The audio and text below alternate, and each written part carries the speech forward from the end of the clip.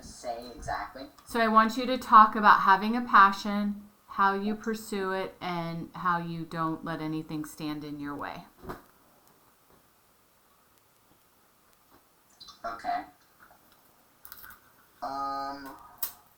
Alright, well, I guess you can start. I'll just talk off the top of my head. Okay. So, Carter, tell me about having a passion. Well, ever since I was a little kid, I always just felt the need to do this thing. And for anyone and for a lot of people, this thing, as you would call it, is different. It could be like cooking or swimming or riding bikes. I don't know. But basically, I had this thing, and this thing for me was writing, and I have tried many things. I have many hobbies, many things I like to do, but for some reason, writing has been that one thing. I don't know why. It just has stuck with me, and I just knew that that's what I just needed to do it. And I feel like everyone has that one thing that they just need to do, need to accomplish, and that's why we are here, because we all have something we need to give to the world. And for me, I believe that that is writing. And some of the ways that I have shared that with the world is I have written 3 novels and a picture book, and I have sold them at the movie theater, sold them at the Reading Bug, I self-published them online, and I just went out of my way and I showed the world that I did this. And thinking back about it, I never really knew why. I just kind of did. But now I think I know the reason. It's because that was the one thing that I needed to do. It was like an itch that I had to scratch. And so, ever since I figured that out, I've been writing and doing that. And let's see, what else? How to pursue what you want. How do you pursue it? Well, I pursue it by how do you have like the stubbornness and the tenacity to pursue it? It's not easy, right? Yeah, well, that's true. I have had times where I'm kind of like why am I doing this? And the reason I keep pushing myself to do it is because in the end, I can see the light at the end of the tunnel. And in the end, I just want to share my, voice with the world, I guess. And that's why I like writing, so that I can show people, I guess, what I have to say through my stories. Awesome. And, yeah. And talk to me about not letting things stand in your way. So you said that you kind of had some obstacles, right? The obstacles were you were like, why am I doing this? So talk to me. How come you're still writing? How come you're still a writer? Yeah, so I am still a writer because I have had times where it's been complicated and it has been hard. But the reason I keep going is just because I can see everything I'm doing in my head, and it all just kind of for some reason my brain takes it in or puts it together, and it just finds, I don't know, joy out of just putting that together and doing it. And so I know that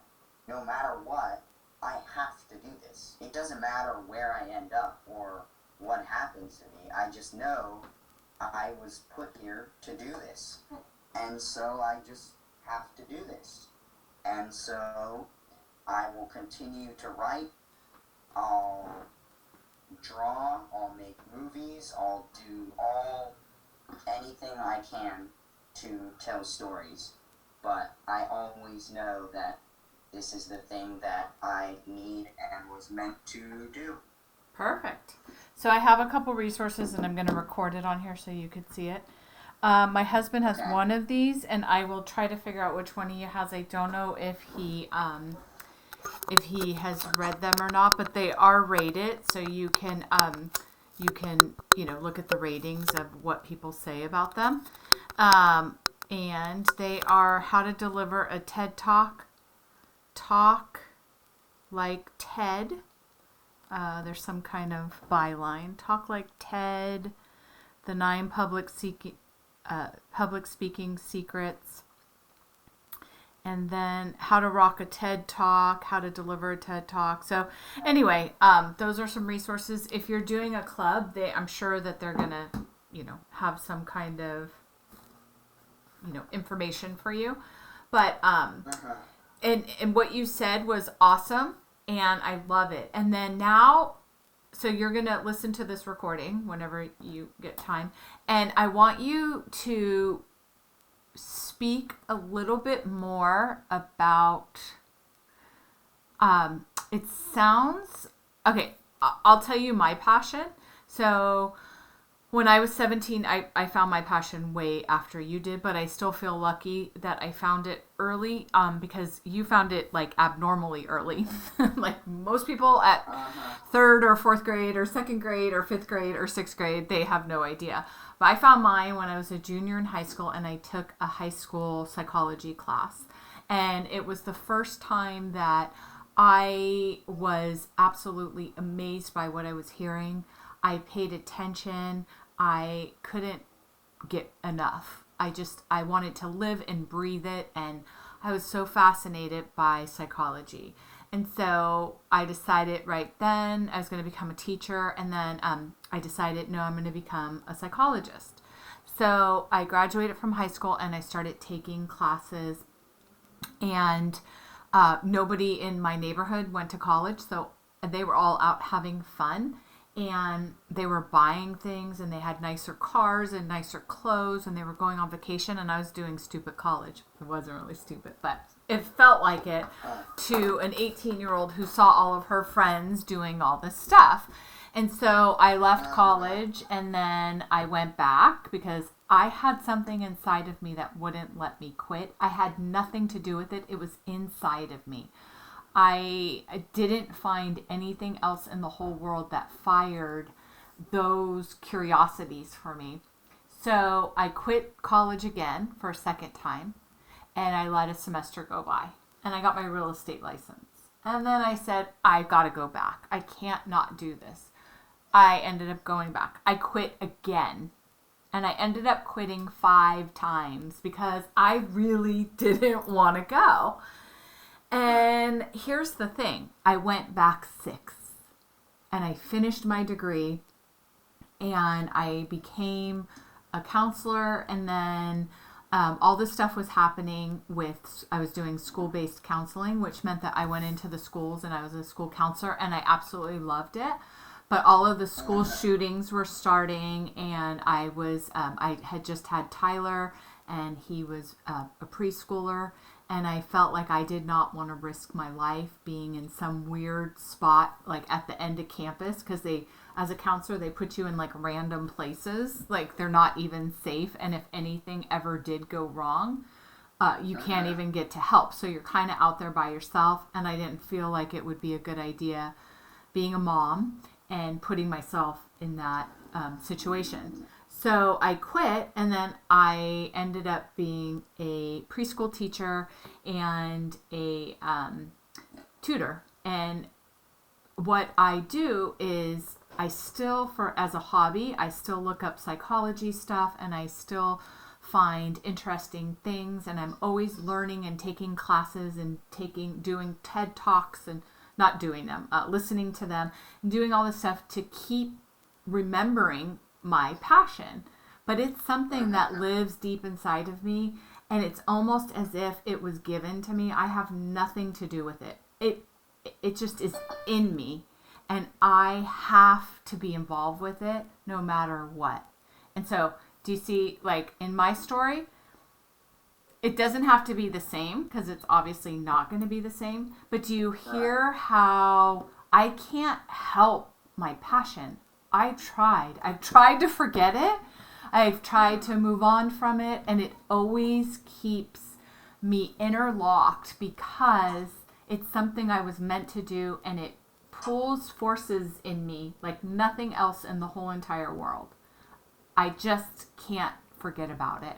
And that does not have to be your story. I'm just saying you want to really bring that point home to your listener that this is something inside of you and you can't help but do it.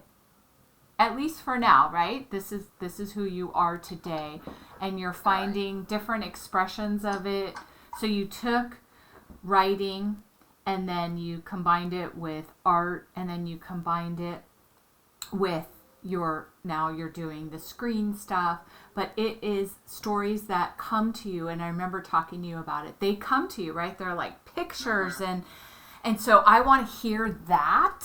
I want to hear how you just see things that are, they become your stories, and they become what you feel a need to express. But like, it's just happening, right? You're just thinking that way. And so just include a little bit more of that. And then obviously I think it was like 4 minutes or 5 minutes. So you have to do, kind of get your message into, a smaller format so that it's only, if you only have 2 minutes, which is so short of a time. I have 3 minutes, but yeah, it's short. Yeah. Yeah. And I know what you, I don't know if you did it for St. Francis or Sarah, but when you were talking and writing about it in your essays, you might want to pull those up and try to check those out, because you were definitely talking about that in your writing. Okay. And that might be just a good place to kind of succinctly, quickly, say it all as like a summarized version. Does that make sense?